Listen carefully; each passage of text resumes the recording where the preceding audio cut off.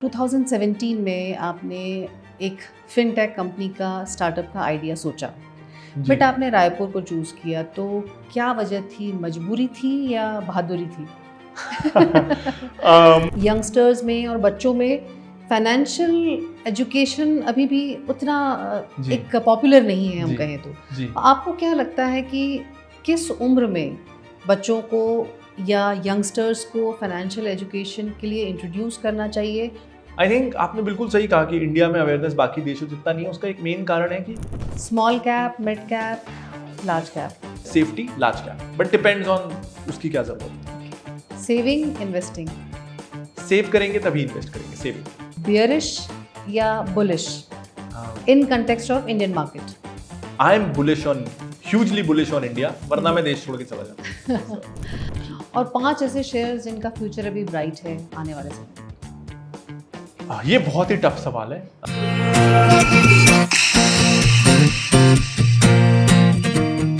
एक बहुत ही बेहतरीन लाइन कहीं पढ़ी थी कि money can act like a glue in a family.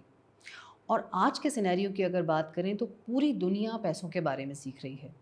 और पिछले 4 सालों में भारत में भी फिन इन्फ्लुएंसर वेव और मनी रिलेटेड कंटेंट के कारण भारत भी पैसों के बारे में काफ़ी कुछ सीख चुका है। आज का हमारा पॉडकास्ट 2 मायनों में बहुत ही इम्पॉर्टेंट, इंटरेस्टिंग और इन्फॉर्मेटिव रहने वाला है। पहला ये कि जिस तरह से फाइनेंशियल एजुकेशन की अवेयरनेस पूरे भारत में आई है एक ब्रॉडर एस्पेक्ट में, इसके क्या मायने हैं और क्या फ्यूचर है। पैसा किस तरह से कमाया जाए, इन्वेस्ट किया जाए और ग्रो किया जाए, शेयर मार्केट, स्टॉक, इन सभी के बारे में बहुत ही आसान तरीके से आज हम इस एपिसोड में समझने वाले हैं।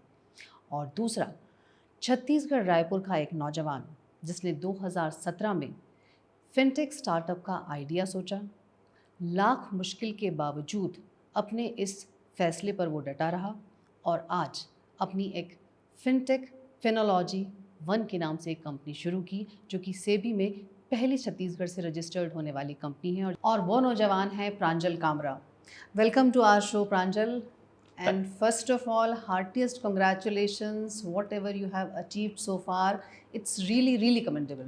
Thank you so much for inviting me ma'am, it's an honour and या मैं बहुत एक्साइटेड हूँ आज इस डिस्कशन के लिए। बिल्कुल। Thank you.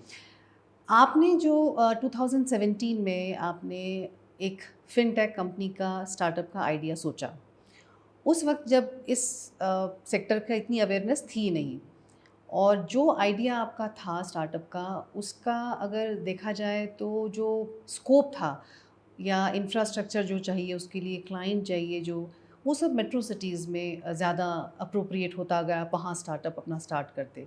जी। बट आपने रायपुर को चूज़ किया, तो क्या वजह थी? मजबूरी थी या बहादुरी थी? मजबूरी थी। मेरे पास बिल्कुल भी पैसे नहीं थे, तो हाँ, मेरे हाँ। पास कोई ऑप्शन नहीं था इस बात के अलावा कि मैं घर से शुरू करूं। तो कोइंसिडेंटली हम जिस स्टूडियो में हैं इससे 2 घर दूर मेरा घर था। वहाँ मैं और मेरी बहन एक कमरे में रहते थे। मेरा कमरा भी नहीं था, तो मैं उसे भगा देता था कमरे से और उस कमरे में रिकॉर्डिंग करता था। और दोपहर को 2 से 4 के बीच बस रोशनी आती थी फ्रेंच विंडो से। एक ही कमरा था जहाँ सनलाइट अच्छी थी, तो 2 से 4 के बीच रिकॉर्डिंग करनी है। तब तक फल वाला, सब्जी वाला, बर्तन वाले भी जा चुके हैं, तो वो वीडियो के बीच में चिल्लाएंगे नहीं। तो उस तरीके से शुरुआत हुई। बाहर जाने का तो सोच ही नहीं सकता था, क्योंकि मेरे पास, मतलब मैं घर से, मैंने एक ट्राइपॉड या एक माइक भी नहीं मांगा था। मतलब मेरे को वो भी नहीं करना था। तो मैं चेयर पे किताबें रख के मोबाइल को एंगल से खड़ा करके फिर बिना माइक के ही वीडियो बनाता था, पंखा बंद करके। तो मुझे उसको बिल्कुल ही जीरो कॉस्ट रखना था। टोटल 3,000 रुपये लगे थे होस्टिंग और डोमेन लेने के, और बाकी सब कुछ मैंने जो फ्री में हो सकता था उससे शुरू किया।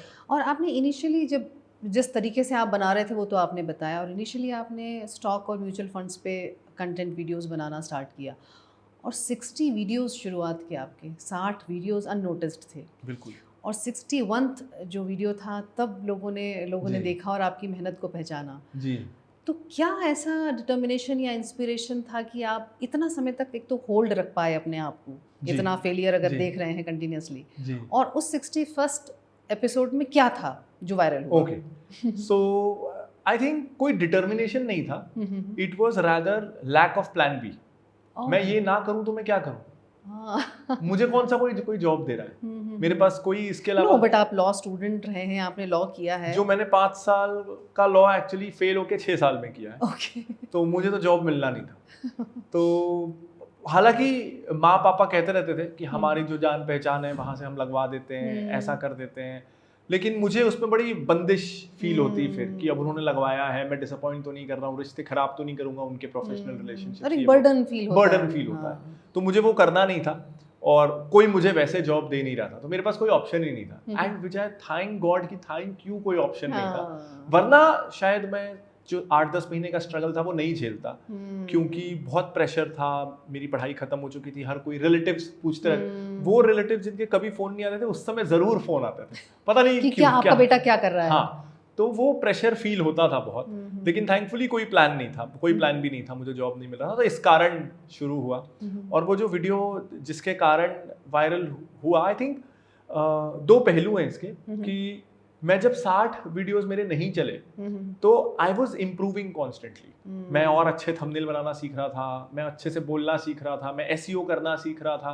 तो आई थिंक वो 60वें वीडियो में नहीं होता तो 80वें वीडियो में होता, 100वें में होता, क्योंकि मेरी नज़र में हर वीडियो मेरे लिए एक चांस था टू गो वायरल। तो आप कितने भी आपका बैड लक खराब हो या आप कितने भी नॉन टैलेंटेड हो, अगर आप अपने आप को 60, 100, 80, 200 चांसेस दोगे तो कभी ना कभी तो वो वर्क करेगा।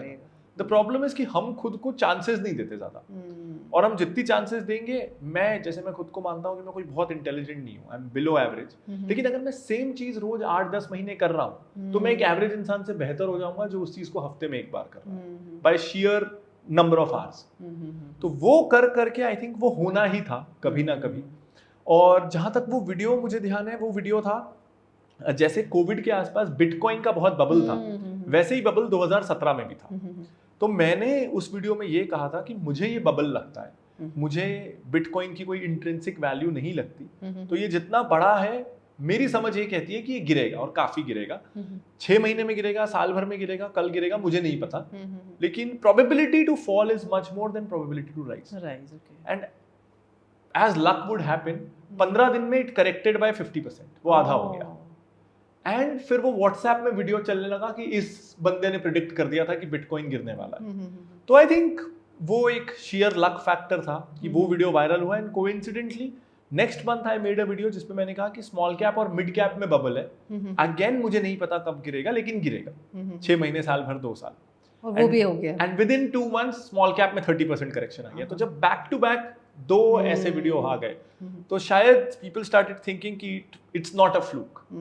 आई knew it's a fluke, just that timing में मैं बहुत लकी हो गया। तो timing was a fluke, logic was still there, so I think luck also happened. So आपका फिर ये आइडिया आया आपको कैसे? लाइक आपने ये तो वीडियोस आपने बनाना शुरू किया, बट एक जो स्टार्टअप के लिए आपने एक फिनटेक कंपनी के लिए आपने आइडिया लिया और आपने स्टार्ट किया, इस आइडिया के साथ कितने चैलेंजेस आए और किस तरीके से, मतलब एक जो प्रोडक्ट बिल्डिंग को अगर हम कहें और रन करने में उस स्टार्टअप को कैसे चैलेंजेस आए और कैसे ओवरकम किया आपने इनको? मुझे हमेशा से एंटरप्रेन्योर बनना था, मुझे कभी भी पब्लिक स्पीकर या इन्फ्लुएंसर नहीं बनना था। अभी भी जो मैं सारे काम करता हूँ उसमें मुझे जो सबसे ज़्यादा नापसंद है वो है बोलना। मुझे बिल्कुल पसंद नहीं। मैं अपने वीडियोस, मतलब मेरे को कोई काम करने में आलस नहीं आता, बस अपने वीडियो बनाने में आलस आता है। So I don't enjoy doing it. शुरू में मुझे पता था कि बिना पैसे के यही हो सकता है, मैं प्रोडक्ट्स नहीं बना सकता, जिसके कारण ये हुआ। स्टार्टअप में द आइडिया ऑलवेज वाज कि मैं बहुत सालों से इन्वेस्टिंग सीख रहा था खुद से, और तब बहुत सारे फॉरेन ऑथर्स होते थे, वहाँ के एग्जाम्पल देते थे, वहाँ की हिस्ट्री होती थी मार्केट, और मैं उससे सीखता था। और मुझे लगता था कि मैं थ्योरेटिकली रेडी हूँ। वहाँ की किसी किताब ने बोल दिया कि जब आप फार्मा कंपनी में इन्वेस्ट कर रहे हो तो आप ये देखो कि वो सेल्स का कितना पैसा R&D में लगा रहे हैं। अब इसके लिए मुझे वो डेटा चाहिए कि R&D में कितना इन्वेस्ट हो रहा है, लेकिन मैं ये सीख गया, लेकिन ये डेटा इंडिया में अवेलेबल नहीं है, या इंडिया में वो मेट्रिक उतना इंपॉर्टेंट नहीं है, क्योंकि इंडिया में तो जेनरिक दवाएं बनाने वाली कंपनियां, R&D करने वाली उतनी कंपनियां नहीं है, तो ये मेट्रिक वैलिड नहीं है। तो ऐसे कुछ चीजें होती थी जो मार्केट टू मार्केट बदलती हैं, लेकिन वो इंफॉर्मेशन इंडिया में अवेलेबल नहीं होती थी। तो मैंने सोचा जब हमारी हालत बेटर हो गई, फंड्स आ गए, आईटी टीम बन गई, कि चलो इस प्रॉब्लम को सॉल्व करते हैं। स्टॉक मार्केट का एक ऐसा डेटा एंड इंफॉर्मेशन पोर्टल लाते हैं जो इंडस्ट्री वाइज अलग अलग इन्फॉर्मेशन हाईलाइट करे। सो फॉर एग्जाम्पल कोई IT स्टॉक देख रहा है तो ये दिखे कि हर साल उसके कितने % एम्प्लॉइज रिजाइन करते हैं, एट्रिशन कॉस्ट पता चलेगी। बाकी प्लेटफॉर्म्स ये कर रहे थे कि आप कोई भी कंपनी देखो, वो प्रॉफिट मार्जिन दिखा रहे हैं, वो ROC दिखा रहे हैं, लेकिन इंडस्ट्री स्पेसिफिक मेट्रिक्स नहीं दिखा रहे। मेरी एक और प्रॉब्लम थी कि मैं मैथ्स में हॉरिबल हूँ, मेरे से एक्सेल यूज करते नहीं बनता, मुझे कैलकुलेटर यूज करते नहीं बनता, मैं आज भी कंपाउंड इंटरेस्ट का फॉर्मूला नहीं जानता। ये कितना अनयूजुअल बात है कि आप जिस नंबर गेम में आप करियर बना रहे हैं और आप मैथ्स कह रहे हैं कि आप बिल्कुल मतलब मैं सच में मुझे कंपाउंड इंटरेस्ट निकालना नहीं आता, मुझे basic mathematics plus minus multiplication division के अलावा कुछ नहीं आता। तो I had to find a solution to that कि मैंने सीख तो लिया, लेकिन एक्सेल में करने जाऊंगा तो 10 मिनट का काम मुझे 2 घंटा लगता है, तो मैं इसका क्या करूं। तो हमने टिकर, जो हमारा प्लेटफॉर्म है फिनोलॉजी टिकर, वहां ये किया कि ठीक है, आपको फॉर्मूला याद रखने की जरूरत ही नहीं है, आप बस अपने अजम्पशन डालो, हम आपको रियल टाइम पे कैलकुलेट करके बताएंगे कि आपके अजम्पशन के हिसाब से आपको ये कंपनी लेनी चाहिए कि नहीं। तो ये हमें लॉन्च किए हुए 4 साल हो गए। क्लाउड पे शेयर की पर्सनलाइज्ड फेयर वैल्यू निकालना, और अभी तक किसी कॉम्पिटिटर के पास ये फीचर नहीं है। So we are building products. जैसे एक एग्जाम्पल मैं और दूं कि जब मुझे मेरे पापा ने इन्वेस्टिंग शुरू करने के लिए एज अ स्टूडेंट 20,000 रुपए दिए, तो मैं हर बैंक जा रहा था, तब ये डिस्काउंट ब्रोकर्स नहीं होते थे 10 साल पहले, तो बैंक के पास आपको अकाउंट खुलवाना है मोस्टली, तो मैं बैंक जा रहा था, पहला सेविंग्स अकाउंट भी खुलवाना था, डीमैट अकाउंट भी। तो मैं एक ICICI बैंक है टर्निंग पॉइंट के पास, वहां मैं गया और शाम का समय था, तो शायद ब्रांच मैनेजर और उनके कुछ साथी बाहर खड़े होके दे वर स्मोकिंग, और उन्होंने मुझे देखा आते हुए कि मैं साइकिल में आया, मैंने स्टैंड लगाया और मैं उनके पास गया, एंड शायद वहीं से देयर एटीट्यूड चेंज्ड, तो कि साइकिल से आ रहा है ये तो ऐसे ही। तो मैंने उनसे कहा कि मुझे ना सेविंग्स और ट्रेडिंग अकाउंट खोलना है, तो उन्होंने ऐसे ऊपर से नीचे मुझे देखा, बोले कितने पैसे हैं, मैंने कहा 20,000 रुपए, तो बोलते हैं जाओ, हम तो 3 लाख से कम वालों का अकाउंट ही नहीं खोलते, and I was shown the door. तो बड़ा बुरा लगा, इनफैक्ट मेरा कॉन्फिडेंस इतना खराब हुआ कि उसके बाद के बैंकों के लिए मैंने एक दोस्त को बुला लिया कि तू जाके पहले अकाउंट खुलवा, जो तेरा खोल देगा वो मेरा खोल देगा। तो मेरे 20,000 में से 6,000 तो अकाउंट खोलने में लग गए। तो जब बिजनेस आगे बढ़ा तो मुझे लगा चलो इस प्रॉब्लम को सॉल्व करते हैं, तो हमने एक demat account comparison platform launch किया, सिलेक्ट बाय फिनोलॉजी, जहां हम सिर्फ एक काम करते हैं कि इंडिया के सारे डीमैट अकाउंट्स की सारी डिटेल्स हम लेके आते हैं, क्योंकि कई ब्रोकर्स होते हैं जो बोलते हैं 0 ब्रोकरेज है, लेकिन बहुत हिडन चार्जेस होते हैं। तो हमने क्या किया, आप आइए, आप कौन से ब्रोकर के साथ अकाउंट खोलने की चाहते हैं, और आप अमाउंट डालिए, से आप चाहते हैं आप लाख रुपए की ट्रेडिंग करें, आप लाख रुपए वहां लिखिए और हम बता देंगे ये आपसे कितने हिडन चार्जेस लेने वाला है। सो ना अब तो आप एक बहुत सक्सेसफुल एंटरप्रेन्योर हैं, लेकिन इस पूरी जर्नी में आपने क्या एक वैल्यूएबल लेसन सीखा जो आप शेयर करना चाहेंगे, कि जो अपना स्टार्टअप कुछ स्टार्ट कर रहे हैं, कि मतलब ये एक लेसन है जिसको हमेशा सबको अपने दिमाग में रखना चाहिए? 2 ऐसी चीजें मैं आजकल गांठ बांध के चलता हूँ। एक है कि no matter what you achieve, you are no one. तो जैसे कई बार ना, मैं जब सेमिनार लाइव ऑडियंस के बीच होता हूँ तो मैं उनसे पूछता हूँ, स्टूडेंट्स के बीच, कि मुझे कौन है जो भारत के सारे प्रधानमंत्रियों के नाम क्रोनोलॉजिकल ऑर्डर में बता सकता है, और कोई भी हाथ नहीं उठाता हमेशा। और इससे मुझे एक इंसाइट आता है कि हम चाहे कुछ भी कर लें, लोग हमें याद नहीं रखने वाले। भारत के प्रधानमंत्रियों को भी आज पिछले 2, 3, 4 छोड़ के हम याद नहीं रख पाते, पहले और उसके बाद पिछले 2, 3। तो अगर प्रधानमंत्री बन के भी लोगों ने आपको भूलना ही है, तो खुद को उतना सीरियसली क्यों लेना कि मैं कुछ बड़ा कर जाऊंगा, मुझे दुनिया याद रखेगी, इतिहास याद रखेगा। ये सब कुछ होने वाला नहीं है। शायद नाम याद रह जाए, आपने बहुत ही कुछ कर दिया, आप फादर ऑफ द नेशन बन गए, तो नाम याद रह जाए, लेकिन आप कौन थे वो तो मिट जाना है, वो तो फिक्शन हो जाना है, उस पर लोग तरह तरह की टिप्पणियां करेंगे, और आप कुछ भी हो, आपका क्रिटिसिज्म होने वाला है काफी आपके नाम का। सो रोज ये ध्यान रखना है कि आई एम नो वन। उससे बहुत लिबरेशन फील होता है, ह्यूमिलिटी भी आती है कि ईगो चला जाता है, और बहुत लिबरेटेड फील होता है कि I can take risk, I can go back to zero again, क्योंकि जीरो तो हो भी गया तो ठीक है, कोई फर्क, मुझे किसी को नहीं दिखाना है।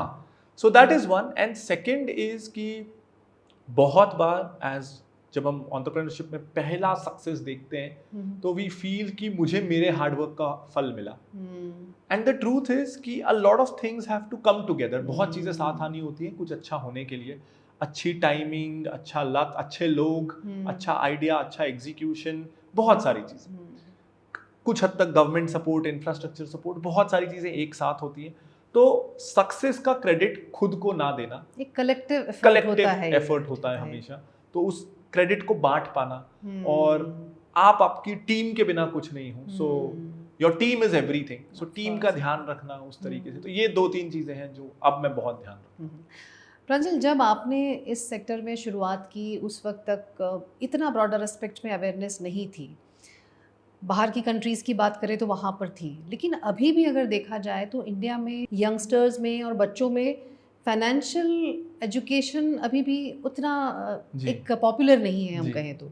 आपको क्या लगता है कि किस उम्र में बच्चों को या यंगस्टर्स को फाइनेंशियल एजुकेशन के लिए इंट्रोड्यूस करना चाहिए, और किस तरीके से उसको इम्प्रूव कर सकते हैं, और शेयर मार्केट में क्या एक अच्छा फ्यूचर या करियर ऑप्शन हो सकता है? जी, आई थिंक आपने बिल्कुल सही कहा कि इंडिया में अवेयरनेस बाकी देशों जितना नहीं है। उसका एक मेन कारण है कि स्कूलों में हमें पर्सनल फाइनेंस नहीं सिखाया जाता। हमें अकाउंटेंट बनना, सीए बनने के लिए तैयार किया जाता है, लेकिन पर्सनल फाइनेंस नहीं सिखाया जाता।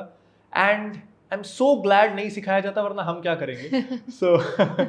सो आई रियली वांट कि ये सिलेबस में कभी ना आए और हमारा बिजनेस चलता रहे। हाँ, मैं ही सिखाऊं। जैसे एक मैं बहुत सिंपल कंसेप्ट जो लोगों को देखता हूँ कि एडल्ट्स को भी नहीं पता होता है, जो बिजनेस कर रहे होते हैं कई बार उन्हें भी, कि हम जब भी किसी से पूछते हैं ना, कोई बिजनेस शुरू करता है, तो हम ये पूछते हैं, अगर कोई ट्रेडर है खासकर, कि अच्छा तूने कपड़े का व्यापार शुरू किया है, ये जीन्स कितने की बेच रहा है, वो बोलेगा 500, और खरीदता कितने में, वो बोलेगा 480, और हम लेबल कर देंगे अरे खराब बिजनेस है, 500 में मार्जिन ही नहीं है। एंड वी डोंट रियलाइज कि मार्जिन तो इंपॉर्टेंट ही नहीं है। अगर मैं इसको एक और सिंप्लीफाई करता हूँ आपके लिसनर्स के लिए, कि मान लीजिए 2 लोग हैं, दोनों पेंसिल बेचते हैं। एक इंसान है जो 10 रुपए में पेंसिल लाता है और उसे 12 रुपए में बेचता है, और एक इंसान है जो 10 रुपए में पेंसिल लाता है, उसे 20 रुपए में बेचता है। अब जो दूसरा है, हमें लगेगा वाह ये 20 रुपए में बेच लेता है, ग्रेट, और वो दिन की 2 पेंसिल बेच लेता है। और जो दूसरा है वो दिन की 100 पेंसिल बेच लेता है, क्योंकि सस्ती बिक रही है, तो उसके यहाँ लाइन लगी हुई है। तो उसने दिन में अगर 100 पेंसिल खरीदी, तो 10 रुपए के हिसाब से 1000 रुपए में उसने खरीदी, और उसने उसको 12-12 रुपए में बेच के 200 रुपए कमाए।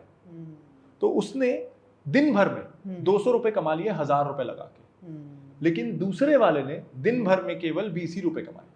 तो आप दिन के अंत में कितने पैसे से कितना पैसा बना रहे हो, ये मैटर करता है। पर सेल्स आपका मार्जिन कितना, ये तो मैटर ही नहीं करता। लेकिन ये बेसिक कंसेप्ट बड़े बड़े लोगों को भी नहीं पता, समझ में आता। तो और आई एम श्योर ये अगर हम समझाएं तो एक 10 साल का बच्चा भी समझ जाएगा, अगर हम समझाएं। तो आई थिंक इस तरह से फाइनेंस, बिजनेस, इन्वेस्टिंग को समझाया नहीं जाता है, ये गैप है, वरना समझ जाएंगे सब। बिल्कुल। प्रांजल, आपने जब ये शुरू किया, जिस तरह से आप बात कर रहे हैं, ये बिल्कुल क्लियर हो रहा है कि आपको इंटरेस्ट था इन्वेस्ट करने में, या फाइनेंशियल स्ट्रेटजीज में, प्लानिंग में, एक्सपोजर भी रहा होगा आपका। लेकिन आज की अगर हम जनरेशन की बात करें, युवा की, जो अगर जॉब कर रहे हैं, जिनकी सैलरी मान लीजिए 15-20 हज़ार रुपये है, तो आप उनको क्या बताना चाहेंगे? बिकॉज इस एज में पैसे ज़रूर कम है, लेकिन खर्चे भी कम हैं। हाँ जी, बिल्कुल। बिकॉज अगर चाहे तो, बिल्कुल, हाँ चाहे तो जी। तो उनको किस तरीके से वो पैसा इन्वेस्ट कर सकते हैं, और जिससे कि वो अपने मनी को ग्रो कर सकते हैं, जब लेटर ऑन ज़्यादा जब एज में आए तो वो उसको काम आए? मतलब यंगस्टर्स के लिए आप स्पेशली बताएं। देखिए, थोड़ी कॉन्ट्रेरियन एडवाइस है from what I am supposed to say, लेकिन मैं ये कहूँगा कि जब तक आप कमाना शुरू नहीं कर रहे, आप स्टूडेंट हैं, तो आपकी सारी एनर्जी जानी चाहिए, आपका सारा फाइनेंसेस, सारा कैपिटल जाना चाहिए इन मेकिंग यू अ मोर वर्दी पर्सन। सेल्फ इम्प्रूवमेंट में जाना चाहिए। मैं उस समय आप शेयर मार्केट सीखने की कोशिश करें, से बेटर है कि आप जिस लाइन में करियर बनाना चाहते हैं वहां का एक कोर्स एक्स्ट्रा करें, क्योंकि वही निवेश कर सकते हैं जो आप बचा सकते हैं, और आप वही बचा सकते हैं जो आप कमा सकते हैं। तो अगर आप ज्यादा कमाएंगे तो आप ज्यादा बचाएंगे, तो आप ज्यादा निवेश करेंगे। तो रादर देन ये सोचना कि मैं कम सैलरी से चला लूंगा, मेरे को इन्वेस्टमेंट से ज्यादा रिटर्न चाहिए। तो जब हमारी सैलरी कम होती है, हम स्ट्रगल कर रहे होते हैं, और हमको लगता है कि मैं 2000 रुपए महीने ही निवेश करूंगा, लेकिन मैं उससे ज्यादा रिटर्न लाऊंगा, तब हम गैम्बलिंग की तरफ बढ़ते हैं, तब हम एक्स्ट्रा रिस्क लेने की तरफ बढ़ते हैं, क्योंकि हम कंपनसेट करना चाहते हैं एक्टिव इनकम को पैसिव इनकम से, जो हो नहीं सकता। तो एज अ स्टूडेंट जब आप माँ बाप के पैसों से पढ़ाई कर रहे हो, आपकी एक ही जिम्मेदारी है कि आप अपनी एक्टिव इनकम बढ़ाने के बारे में सोचें। वो कैसे भी हो सकता है। आप अपना कोई कॉलेज के बाद का बिजनेस प्लान कर सकते हैं, कोई दोस्तों के साथ मिलके कि हम मिलके ये करेंगे। मैं ये नहीं कह रहा कि आपको प्लेसमेंट ही लेना है, लेकिन your focus should be on to becoming a better employee, better professional और अ बेटर एंटरप्रेन्योर। बिल्कुल। और अगर हम ये बात करें, जैसे पुराने समय में अगर हम बात करते हैं तो इन्वेस्टमेंट की अगर बात होती थी तो लोग एफडीज कराते थे, प्रॉपर्टीज़ खरीद लेते थे, गोल्ड में इन्वेस्ट करते थे। जी। बट अब सिनेरियो आई थिंक चेंज हो गया है, लोग स्टॉक में इन्वेस्ट करते हैं। तो स्टॉक में इन्वेस्ट क्यों करना चाहिए? मुझे बहुत अच्छा लगता अगर आज के लोग स्टॉक्स में इन्वेस्ट करते, लेकिन वो गैम्बल करते हैं, इन्वेस्ट करते ही नहीं। I will tell you the difference, इसमें अपन आते हैं। सो पहले तो स्टॉक मार्केट क्या है, तो मेरे लिए स्टॉक मार्केट है, आई थिंक ये डेफिनेशन अगर यंग लोग 18 से 25 वाले समझें तो it will help them understand and stay invested. So हम सब सारे यंगस्टर्स कभी ना कभी कोई बिजनेस करने का सोचते हैं, सपने में, बच्चे होके, बड़े होके। बचपन में मुझे याद है, मैं सोचता था मैं चॉकलेट बेचने का पार्लर लगाऊंगा या आइसक्रीम बेचने का, एंड थिंग्स लाइक दैट। ये हर कोई करता है। फिर जैसे जैसे लाइफ हैपेंस, हम हमारे पसंद का बिजनेस नहीं कर पाते। कई बार फैमिली सर्कमस्टांसेस, फाइनेंशियल या रियलिटी हिट करती है। कभी हमारा आइडिया ऐसा होता है कि बहुत पैसा चाहिए, कभी टीम नहीं है, बहुत सारे रीजंस। तो अगर आज मैं एक ईवी कार बनाने वाली कंपनी खोलना चाहता हूँ तो मेरे पास पैसे नहीं है, 5-10 हजार करोड़ रुपए लग जाएंगे, मेरे पास नहीं है। तो मैं सोचता हूँ आइडिया ड्रॉप, और फिर मैं जिंदगी की सच्चाई से समझौता करता हूँ। तो स्टॉक मार्केट एक वो जरिया है जिससे मेरा जो भी आइडिया है, मैं ईवी कंपनी खोलना चाहता हूँ, मेरे पास लेकिन 10,000 रुपए ही है, मैं वो 10,000 रुपए टाटा मोटर्स में लगा के इंडिया की बिगेस्ट ईवी कंपनी का पार्ट ओनर बन सकता हूँ। और मेरी टीम की प्रॉब्लम सॉल्व होती है। मैं खुद स्टार्टअप करता, मैं टीम बनाता, यहाँ रतन टाटा मेरे लिए फ्री में काम करेंगे। और क्योंकि उनका पैसा मुझसे हजारों गुना ज्यादा लगा है, तो वो मेहनत से भी करेंगे। और जब रतन टाटा मेरे लिए फ्री में काम कर सकते हैं, तो मैं क्यों शहर में कोई पार्टनर ढूंढूं? तो स्टॉक मार्केट इज अ वे मेरे लिए जहां मैं इंडिया के बेस्ट बिजनेसेस में पार्टनर बन के इंडिया के शार्पेस्ट माइंड्स को अपना एम्प्लॉय बना सकता हूं। और इतनी अच्छी अपॉर्चुनिटी में what do we end up doing? हम सुबह खरीदते हैं कोई शेयर, वो 2% नीचे होता है, हम रात को बेच देते हैं और हम बोलते हैं मार्केट सट्टा है। मार्केट खराब नहीं है, आपके माइंडसेट का प्रॉब्लम है। सो शेयर बाजार में आप कोई भी शेयर उठा लीजिए, जैसे अपन मारुति से शुरुआत करते हैं। मारुति के शेयर का भाव हर सेकंड ऊपर नीचे होता है। 6, 7, 8 घंटे मार्केट खुला है, उसमें वो हजारों बार ऊपर नीचे होता है। यानी अगर मैं मार्केट को सही मानूं तो मारुति की रियल वैल्यू हर सेकंड कम ज्यादा हो रही है। लेकिन अगर मैं रियल वर्ल्ड मार्केट हटा के सोचूं तो ऐसा हो नहीं सकता कि मारुति रियल वर्ल्ड में मारुति की असली वैल्यू हर सेकंड ऊपर नीचे दिन में 1000 बार हो। हर बार दिन में 1000 बार मार्केट मारुति को तोले कि उसका रियल भाव क्या है। मारुति दिन के शुरुआत में जितना मूल्य का था, मोस्ट प्रोबेबली दिन के एंड में भी उतना ही है। दिन भर जो हुआ वो लोगों का एंटरटेनमेंट और स्पेक्यूलेशन हुआ। तो जैसे कहा जाता है अक्सर जब हम लोग शेयर मार्केट की बात करते हैं कि अभी शेयर मार्केट अप है, डाउन है, वोलेटाइल है, जैसे इंडिया वीएक्स की बात करते हैं, ये क्या है और कैसे अफेक्ट करता है शेयर मार्केट? इन जनरल जो डेट कई बार होता है कि मार्केट सच में बबल टेरिटरी में होता है, या जैसे जब कोविड आया था तो बड़ा क्रैश हुआ था, क्योंकि ऑफ कोर्स अगर बिजनेसेस को 2, 4, 6 महीने बंद रहना है तो बिजनेसेस को नुकसान होने वाला है और उनके शेयर्स को नीचे आना चाहिए। तो एक्सेप्शनल केसेस में ये जो उतार चढ़ाव है ये जस्टिफाइड होता है, लेकिन रोज जो होता है वो स्पेक्यूलेशन होता है। अब ये स्पेक्यूलेशन क्यों होता है? क्योंकि बहुत बड़ी इंडस्ट्री है जो इस स्पेक्यूलेशन से फीड करती है। So for example, as a broker, अगर मैं स्टॉक ब्रोकर हूं तो मैं तब कमाऊंगा जब आप बेचेंगे और खरीदेंगे। तो आपको रोज बिकवाना है और खरीदवाना है आपसे शेयर्स, उसके लिए जरूरी है कि मैं न्यूज वालों को बोलूं कि इनको पैनिक करवा रोज। आप अगर खरीद के बैठ गए तो ब्रोकर का बिजनेस बंद हो जाएगा। उसके आपके कमाने से वो नहीं कमा रहा है, आपके खरीदने बेचने। रियल एस्टेट ब्रोकर, अगर मैं उस घर में 20 साल रहूं तो वो नहीं कमाएगा। मैं हर 2 साल में उससे नया घर लूं और बेचूं तो वो कमाएगा।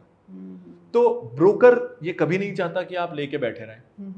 न्यूज चैनल्स, अगर आपने अपना एक पोर्टफोलियो बना लिया, आपने 20 शेयर ढूंढ लिए, 4 म्यूचुअल फंड ढूंढ लिए और आप हर महीने हर साल उसी में निवेश कर रहे हो, तो आप न्यूज क्यों देखोगे? आप न्यूज देखते हो नए आइडियाज के लिए। अगर मैं आपको बोलूं कि इन्वेस्टिंग तो बहुत आसान है, आपको कुछ नहीं करना है, आप एक इंडेक्स फंड ले लीजिए, आप एक सॉवरेन गोल्ड बॉन्ड, एक मल्टी कैप फंड ले लीजिए, और जो 2-4 शेयर आप जानते हो एज अ कंज्यूमर, या आपके घर वाले जिस बैंक में जो गाड़ी आपको पसंद है उसके 2-4 शेयर ले लीजिए, तो आपसे मैं लाखों रुपए की फीस कैसे वसूलूंगा? अगर कोई डॉक्टर के पास पेशेंट जाए और डॉक्टर बोलते हैं अरे जरा सा बुखार है, फ्लू है, घर जाके संतरा मौसम्बी खा लेना, ठीक हो जाएगा, जब तक वो एंटीबायोटिक्स नहीं लिखेगा पेशेंट भी उसको सीरियसली नहीं लेगा, डॉक्टर की गलती नहीं है। मैंने भी ये देखा है कि अगर मैं बहुत इस तरीके से मार्केट को कुछ ज्यादा ही सिंप्लीफाई कर दूं तो कई बार असम्पशन ही हो जाता है कि इसको नहीं पता है। और अगर मैं कहूं कि फेड रेट कट होने वाला है, उसका आरबीआई में इंपैक्ट ही आएगा, इन्फ्लेशन 0.25 होगा तो उससे लोन डिमांड में ये फर्क आएगा, तो आई साउंड इंटेलिजेंट, मैं एकदम से इंटेलिजेंट लगने लगता हूँ, तो people get attracted to that sort of intelligence. तो कई बार प्रोफेशनल मजबूरियां होती हैं, कई बार वेस्टेड इंटरेस्ट होते हैं कि जिसके कारण हमें मार्केट सच में क्या है वो नहीं बताया जाता, क्योंकि उससे क्लाइंट कमाएगा और कोई नहीं कमाएगा। सो जब बेसिकली जब एक इन्वेस्टमेंट शुरू करता है कोई भी ले पर्सन जब इनिशियली, तो किस तरह की मिस्टेक्स करते हैं? और देखिए रिस्क फैक्टर तो हर जगह होता है, जैसे आपने कहा कि स्टॉक में लोग इन्वेस्ट नहीं करते हैं जी, गैम्बल करते हैं जी। अगर स्टॉक में जेन्युइनली इन्वेस्ट किया भी जाए तो उसका क्या रिस्क फैक्टर है, और किस तरह की मिस्टेक्स यूजुअली लोग करते हैं, उसको कैसे अवॉइड किया जा सकता है? बहुत अच्छा सवाल है, तो मैं मिस्टेक्स भी बताता हूँ और सॉल्यूशन भी बताता हूँ। तो मिस्टेक्स ये होती है, हमें हमारे दिमाग में लग रहा होता है कि हम शेयर मार्केट में आए हैं पैसा कमाने, और हम आए भी होते हैं, शुरुआत वैसे ही होती है, लेकिन हमें पता नहीं चलता सबकॉन्शियसली कब हमारा मोटिव बदल जाता है पैसा कमाने से हट के हीरो बनने की ओर। ओके, सो फॉर एग्जाम्पल, अगर आप हीरो इन सेंस की एकदम बड़ा सा फायदा ले पीयर लेना ग्रुप ऐसा? में इंटेलिजेंट लगना। ओह, सो okay. फॉर एग्जाम्पल, अगर मैं अपने आप को एक बहुत बड़ा फाइनेंशियल एडवाइजर क्लेम कर रहा हूँ और आप मेरे पास आए कि कौन सा शेयर लूँ, और मैं आपसे कह दूँ कि आपके घर में कोलगेट और एचयूएल के प्रोडक्ट यूज होते होंगे, टाटा टी यूज होता होगा, वो ले लीजिए, तो मैं हीरो नहीं बना। आपके दिमाग में सबसे पहले आएगा यही लेना था तो मैं खुद ही ले लेती, ये तो मुझे भी पता है, मैं तो आपके पास आई थी कोई रेवोल्यूशनरी कंपनी बताने जो मुझे नहीं पता, 5,000 में से मुझे कोई हीरा ला के दो। तो यही यंगस्टर्स के बीच होता है जब वो कॉलेज में बैठे हैं चाय ठेले में और डिस्कशन चल रहा है, और उसमें से एक है जिसको सब मानते हैं कि इसको इन्वेस्टिंग आती है, और उससे सबने पूछा कौन सा शेयर लो, और उसने बोल दिया जिलेट ले ले या मारुति ले ले, तो बोलेगा यार आजकल ना तू अच्छी रिसर्च नहीं कर रहा, थोड़ा कुछ ऐसा हिडन वाला बताना हमको। तो वो जब वापस अपने कमरे में जाएगा ना, वो बोलेगा नहीं ऐसा नहीं चलेगा, अब मुझे कोई इनको ऐसी कंपनी बतानी है जो बोल रही है कि हम मंगल ग्रह पे जाएंगे, जो बोल रही है कि हम कैंसर का इलाज फ्यूचरिस्टिक, बहुत ही साइंटिफिक, कटिंग एज। वो तो अगली बार जब उससे दोस्त पूछेंगे तो वो कुछ बताएगा कि मार्स टेक्नोलॉजीज प्राइवेट लिमिटेड, या वो बताएगा कैंसर थेरेपीज लिमिटेड जो कैंसर का इलाज करने वाली है, और दोस्तों ने सुना हुआ नहीं, कोलगेट मारुति सबने सुना है, ये सुना हुआ नहीं है। अब इम्प्रेस हो गए वो, और वो ये बोल देगा साथ में कि देख ये ना अभी ग्रोइंग कंपनी है, थोड़ा रिस्क है, डेट है, तो इसको बढ़ने में 2-3 साल लगेंगे। 2-3 साल तक उसने अपने दोस्तों को खूब इन्वेस्ट करवा दिया, 2 साल बाद कॉलेज खत्म, उसके बाद वो शेयर डूब गया, लेकिन क्या फर्क पड़ता है, 2 साल तो वो कॉलेज में हीरो बन के घूमा कि बहुत इंटेलिजेंट है। तो हमारे दिमाग में हमने इन्वेस्टिंग शुरू की होती है पैसा कमाने के लिए, लेकिन हम मुड़ जाते हैं हीरो बनने के लिए, और हम ऐसी कंपनियों में इन्वेस्ट करते हैं जिनके बारे में हम कुछ नहीं जानते, और हम लाइफ में ऐसा कभी नहीं करते। हम लाइफ में उस इंसान पे ट्रस्ट नहीं करते जिसको हम नहीं जानते, हम उसको लोन नहीं देते, उसको घर में नहीं घुसने देते। शेयर मार्केट में हम ये बोलते हैं, अगर मैं इसको लाइफ के एग्जांपल से लूं, कि 2 कंपनियां हैं, एक है प्रूवन स्टेबल बड़ी कंपनी, और एक है इमर्जिंग एकदम जिसने कुछ प्रूव नहीं किया है। तो अगर मैं इसको क्रिकेट का एग्जांपल लूं तो ये इस तरह की कुछ बात हुई कि एक तरफ विराट कोहली है और एक तरफ कोई ऐसा बैट्समैन है जिसका पहला मैच है, डेब्यू मैच, और मैं विराट कोहली पे बेट करने के बजाय ये बोलूं कि ये तो ना बहुत खेल लिया, इसने बहुत रन बना दिए, अब ये नहीं बनाएगा, इसका पहला मैच है, ये बहुत आगे जाएगा। हम लाइफ में ऐसा कभी नहीं करेंगे, लेकिन स्टॉक मार्केट में हमें पता नहीं क्यों unproven companies with no credentials पे बेट करने की आदत हो गई, क्योंकि लोग उस तरीके से उसको हाइप कर देते हैं, तो ये भी एक रीजन हो सकता है। हाँ जी, बिल्कुल। सो दिस जैसे देखा गया अभी जो ओवर द इयर्स, अगर हम 3-4 सालों की बात करें पिछले, तो काफ़ी लोगों ने स्टॉक में और शेयर मार्केट में पैसा लगाया, और काफ़ी लोग ऐसे हैं भी जिन्होंने पैसा कमाया भी। हो सकता है कि एक वो प्लान्ड स्ट्रेटेजी रही हो, तो लोगों में कॉन्फिडेंस तो आ गया कि हमको लगाना चाहिए, लेकिन एबिलिटी नहीं है। तो ये डिफरेंस कितना बड़ा है? सो डेटा ये बोलता है, अलग अलग डेटा है इसमें, NSDL का डेटा है, कुछ ब्रोकर्स का डेटा है, सो द डेटा वेरीज कि between 90 to 97% people investors after Covid have not made money, और ये तब जब मार्केट बहुत अच्छा बढ़ा है। था। तो यानी हम ऐसे मार्केट में जो हर साल 15% की रफ्तार से बढ़ रहा है, वहां हम जीरो पे भी नहीं है, हम नेगेटिव पे हैं, 90 से 97% लोग। अब क्या होता है इसमें, हमें क्यों ऐसा लगता है कि लोगों ने बहुत पैसा कमाया है, कि हम किसी पार्टी में बैठे हैं और वहां शेयर्स की बात हुई, तो जब शेयर की बात हो रही है, पार्टी है, माहौल है, और सब दो लोगों ने बात की कि मैंने इसमें इतना कमाया, इसमें कमाया, और फिर मुझसे पूछा गया कि आपने किस में कमाया, तो मैं तुरंत वो शेयर लेके आऊंगा, वो 4 में से एक जिसमें मुझे फायदा हुआ। मुझे 3 में लॉस हुआ, लेकिन मैं क्या बोलूंगा, अरे मैंने ना वो CDSL लिया था, उसमें मैंने 10 लाख कमाए, बाकी 3 में 20 लाख गंवाए, लेकिन मैं क्यों बोलूंगा। तो हमेशा हम शेयर अपनी सक्सेसेस करते हैं। सोशल मीडिया पे भी मैं ये बताऊंगा कि मैंने इस शेयर में कितना कमाया, कोई भी, तो वो जो 10% सक्सेस है वो पब्लिश 90% होके होती है, और जो 90% लॉसेस हैं वो 10% पब्लिश होते हैं। तो लगता ऐसा है कि everyone is earning a lot of money, लेकिन दे आर नॉट।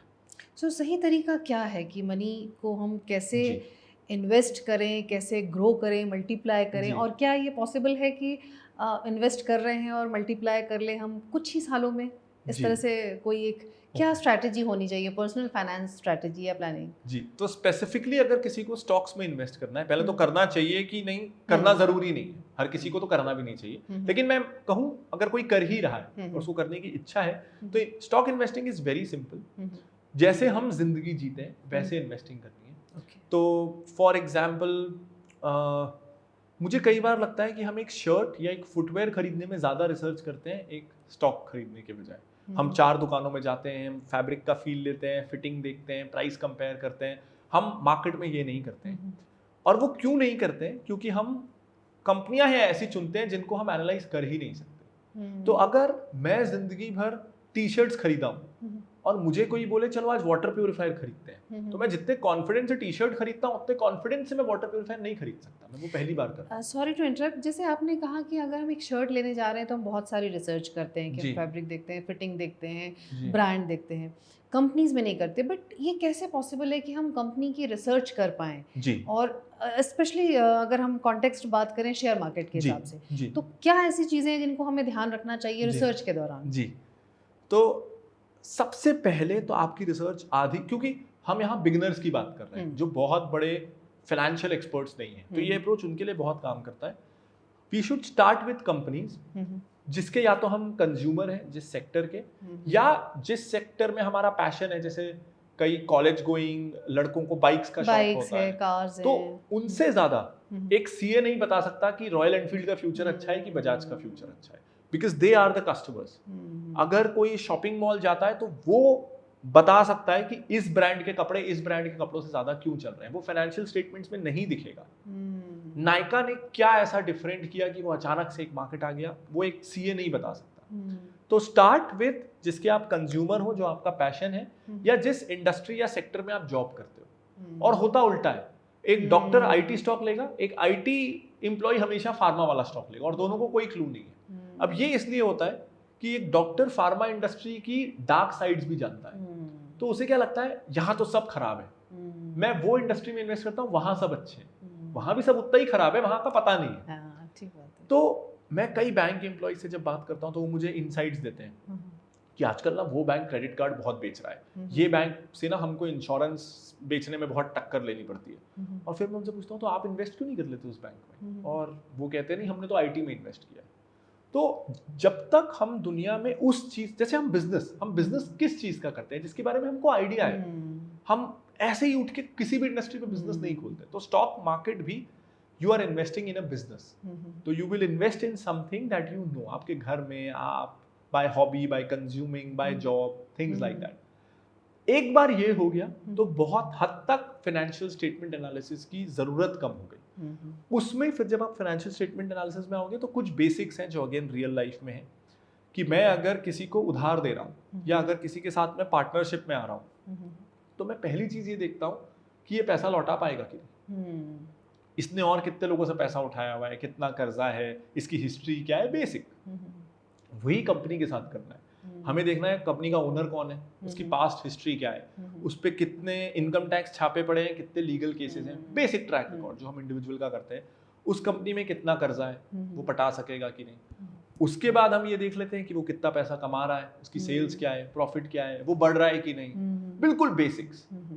इसके बाद हम आते हैं वैल्यूएशन पे कि अगर, और ये एग्जाम्पल मैं एक दुकान को लेके करता हूँ, जैसे एक कोई दुकान है जिसका मंथली जो आप ओन करते हैं, और अगर वो आप दुकान रेंट पे देते हैं तो 1 लाख रुपए महीना रेंट मिलना है। अब मुझे पता है कि मुझे इस दुकान से 12 लाख रुपए का रेंट आता है और मैं उस दुकान को खरीदना चाहता हूँ, तो मुझे पता है कि मैं साल भर में 12 लाख रुपए कमाऊंगा, तो मुझे इस दुकान का मैक्सिमम क्या प्राइस देना है। अब ये आंसर हर किसी के लिए डिफर कर सकता है। किसी को चाहिए कि 2 साल में मेरा इन्वेस्टमेंट रिकवर हो जाए तो मैं 24 लाख में लूंगा, किसी को चाहिए कि चलो 5 साल में रिकवर हो जाए, तो उसके लिए उस दुकान की फेयर वैल्यू 60 लाख फैक्टर कब तक आप सस्टेन कर सकते हैं। ये ऑल्टरनेट यूज ऑफ मनी की बात है कि मैं 24 लाख रुपए यहाँ लगाऊंगा तो 2 साल में रिकवर हो जाएगा, मैं कहीं और लगाऊंगा तो कितने साल लगेंगे, कंपैरिजन की बात है। लेकिन कंपनियों की कोई एक सही वैल्यू नहीं होती। आपके लिए वही दुकान की फेयर वैल्यू 24 लाख हो सकती है, मेरे लिए 60 लाख हो सकती है। मैं 5 साल में रिकवरी में खुश हूँ कि 5 साल में दुकान फ्री, फिर जिंदगी भर कमाते रहेंगे। आपको वो 2 साल में चाहिए। तो शेयर की इसीलिए कभी भी कोई एक फेयर वैल्यू नहीं होती। जो एक फेयर वैल्यू बोल रहा है गड़बड़ है, वो आपको स्पून फीड करने की कोशिश कर रहा है। लेकिन यही बेसिक्स है। वो कंपनी कितना कमा रही है, से वो कंपनी साल का 100 करोड़ कमाती है, और वो कंपनी की टोटल वैल्यू, मार्केट वैल्यू कितनी है, वो मुझे दिख रहा है कि 1000 करोड़ है। यानी वो शॉप वाले एग्जाम्पल में देखूं तो ये एक ऐसी दुकान है जो साल का 100 करोड़ का मुझे किराया देगी और मेरे को खरीदने में 1000 करोड़ की मिलेगी। तो 10 साल में किराए से मेरी खरीदी वसूल होगी। अब लेना है कि नहीं है आपका कॉल है। अक्सर ये भी देखा जाता है जो जब शेयर मार्केट से जो लोग कमाते हैं उनके बारे में कि आप जितना ज़्यादा इन्वेस्ट करेंगे आपके रिटर्न्स उतने ज़्यादा होंगे, ऐसा भी कहा जाता है। ये मिथ है या फैक्ट है या कुछ इसमें? नहीं, ये तो बिल्कुल ही मिथ है। मिथ है क्योंकि अगर, जैसा मैंने कहा, अगर रतन टाटा ने TCS में 1 लाख करोड़ रुपए लगाए और मैंने 1 लाख रुपए लगाए, अब अगर TCS 10% बढ़ेगा तो उनके 1 लाख करोड़ भी 10% ही बढ़ेंगे, मेरे 1 लाख भी 10% बढ़ेंगे। प्रिंसिपल ज्यादा है तो वो एब्सोल्यूट टर्म्स में ज्यादा दिखेगा, लेकिन शेयर बढ़ेगा तो परसेंटेज में। तो परसेंटेज रिटर्न्स तो सिमिलर होने, आप 1 रुपए लगाइए या 1 करोड़। प्रांजल, अब आपसे हम एक बहुत ही रैपिड क्वेश्चंस पूछेंगे जिसमें आपको एक चॉइस देनी है। आपको 2 आंसर्स दिए जाएंगे, लेकिन आपको आपके पॉइंट ऑफ व्यू से आपको 2 में से एक को चुनना है। जी। तो अब सबसे पहले अगर हम बात करें तो स्टॉप लॉस या hold? Hold. Small cap, mid cap, large cap? क्योंकि रैपिड फायर है, safety large cap, but depends on उसकी क्या जरूरत है। ओके। Saving, investing? सेव करेंगे तभी इन्वेस्ट करेंगे, सेविंग। ओके। नेक्स्ट, बियरिश या bullish in context of Indian market? I am bullish on, hugely bullish on India, वरना मैं देश छोड़ के चला जाता। 3 म्यूचुअल फंड्स ऐसे बताएं जो कि जिनका फ्यूचर बहुत ब्राइट है।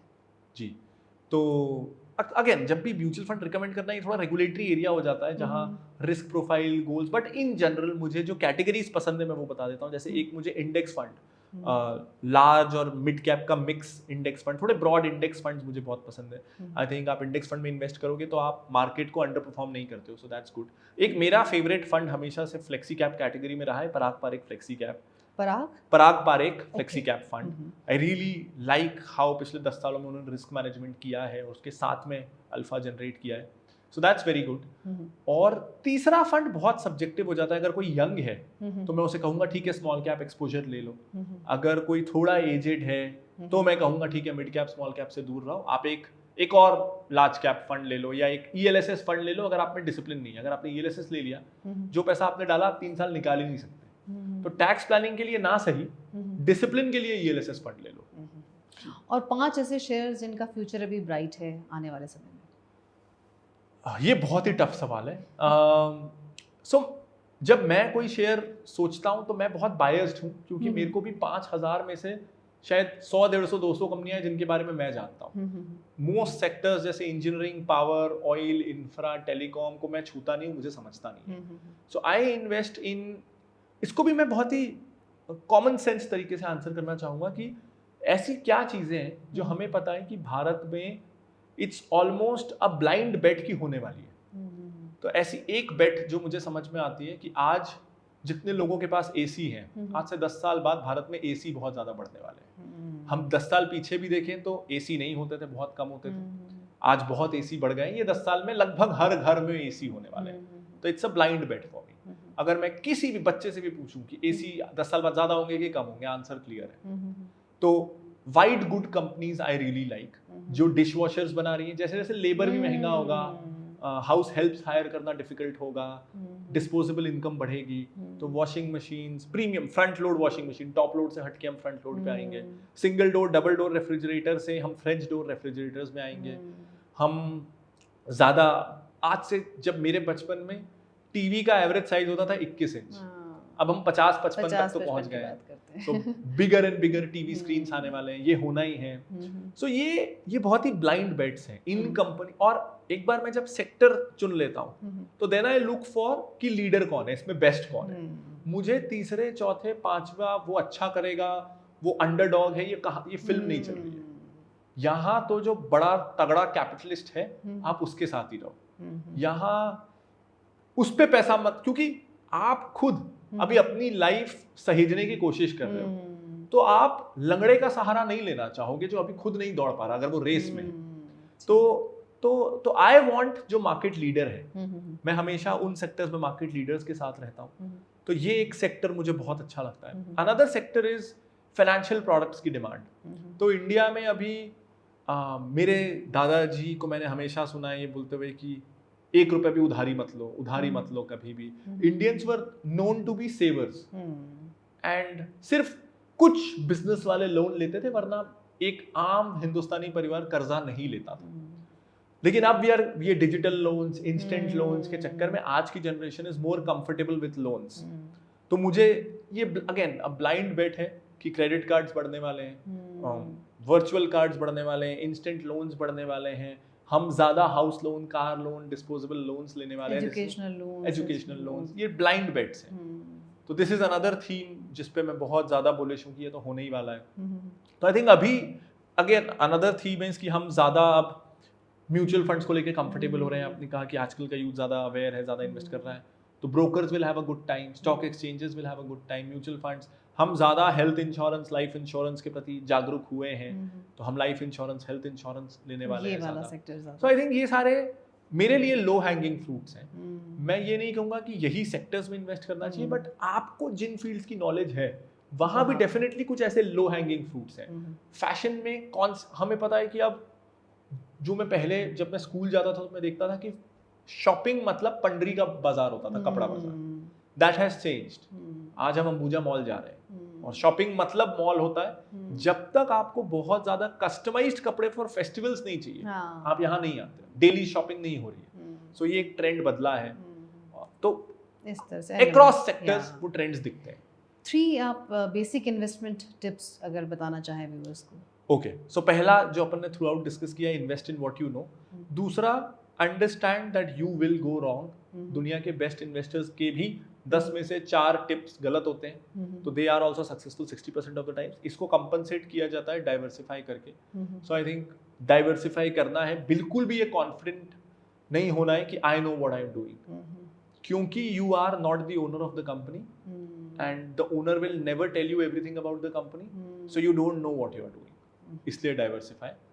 And another thing would be that you know focus first on savings. चाहे वो एफडी हो, एफडी भी चलेगा, लेकिन जब तक आप सेव नहीं करोगे आप इन्वेस्ट नहीं कर सकते।